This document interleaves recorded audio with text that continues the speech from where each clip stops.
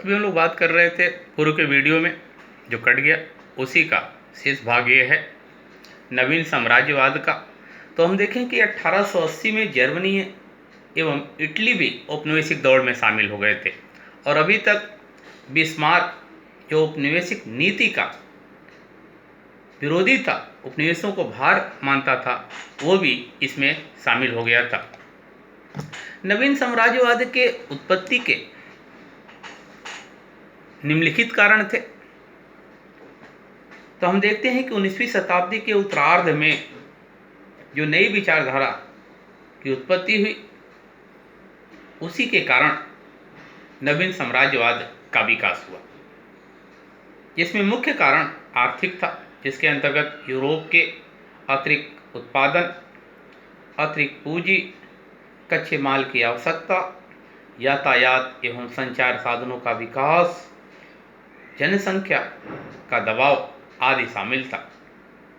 इसके अलावा राजनीतिक कारण के रूप में हम देखें तो इस समय साम्राज्यवाद की स्थापना में लेखक, विचारक एवं राजनीतिज्ञों का महत्वपूर्ण योगदान था, जिसके परिणाम स्वरूप ब्रिटेन, फ्रांस, बेल्जियम, पुर्तगाल, इटली ने अपना राष्ट्रीय महत्व बढ़ाने इटली आदि देशों में देखें तो राष्ट्रवादी व्यक्तियों के प्रभाव के कारण उपनिवेश को प्रोत्साहन मिला। इसी दौरान साइप्रस और केप उत्तर मासा के क्षेत्रों पर सबसे पहले अफ्रीका में फ्रांस ने प्रवेश किया कब्जा करने के लिए। इटली ने अपना राष्ट्रीय महत्व बढ़ाने के लिए लीबिया पर अधिकार कर लिया। मिस्र में ब्रिटेन और फ्रांस ने स्पर्धा आरंभ कर दी। इसके अलावा अन्य कारण के रूप में हम देखें तो व्यापारिक वर्ग का दबाव, उग्र राष्ट्रीयता, ईसाई मिशनरियों का योगदान और अफ्रीका में साम्राज्यवाद के लिए अनुकूल परिस्थितियां जिम्मेदार थी, जिसके कारण इन क्षेत्रों में नवीन साम्राज्यवाद का प्रभाव पड़ा। अब यह है कि अफ्रीका पर नवीन साम्राज्यवाद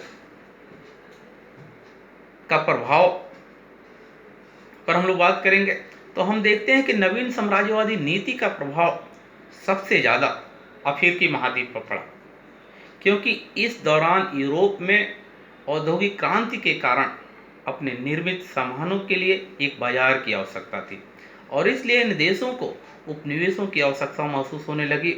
उस समय ऐसे देशों के लिए जिनके पास प्रचुर मात्रा में पूंजी थी और जिनके पास औद्योगिक उत्पादन बढ़ता जा रहा था, इसके अतिरिक्त जिन देशों की जनसंख्या का अधिकांश भाग उद्योगों के माध्यम से जीवन यापन कर रहा था, उनके लिए आवश्यक था कि वह पिछड़े क्षेत्रों पर अपना अधिकार स्थापित करें, उनके प्राकृतिक संसाधनों का उपयोग करें और उनके व्यापार पर अपना अधिकार स्थापित करें।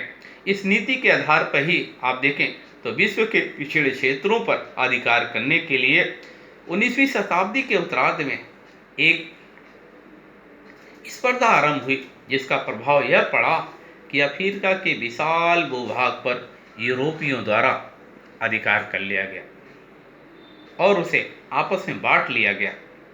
इस प्रकार साम्राज्यवाद की इस नीति के परिणाम स्वरूप देखें तो अफ्रीका महाद्वीप का लगभग 90% भूभाग पर यूरोपियों ने अपना अधिकार स्थापित कर लिया। निष्कर्ष रूप में हम देखते हैं कि नवीन साम्राज्यवाद का विश्व में सबसे ज़्यादा प्रभाव अफ्रीकी महाद्वीप में दिखाई पड़ता है, जिसके कारण अफ्रीका के अधिकांश भूभागों पर यूरोपियों ने अपने प्रभाव स्थापित किए। क्योंकि नवीन साम्राज्यवाद के दौरान नए साम्राज्यवादी देश जर्मनी एवं इटली को ब्रिटेन एवं फ्रांस ने अपना प्रतिद्वंदी मानने लगे थे, इसलिए इन देशों ने संपूर्ण अफ्रीका का विभाजन बिना किसी युद्ध के किए, जो विश्व में एक बहुत ही महत्वपूर्ण घटना थी। लेकिन इस दौरान वहाँ के स्थानीय शासकों एवं सरदारों ने इसका विरोध नहीं किया। इस कारण से अफ्रीका में आसानी से यूरोपीय देशों ने अपना उपनिवेश स्थापित कर लिया और उन पर नवीन साम्राज्यवाद का प्रभाव भी दिखाई देने लगा था। हम लोगों ने इसके पूर्व के वीडियो में नवीन साम्राज्यवाद पे बात कर रहे थे, तभी वो समाप्त हो गया था। तो इसी का शेष भाग है। आप सभी छात्रों को बहुत बहुत धन्यवाद।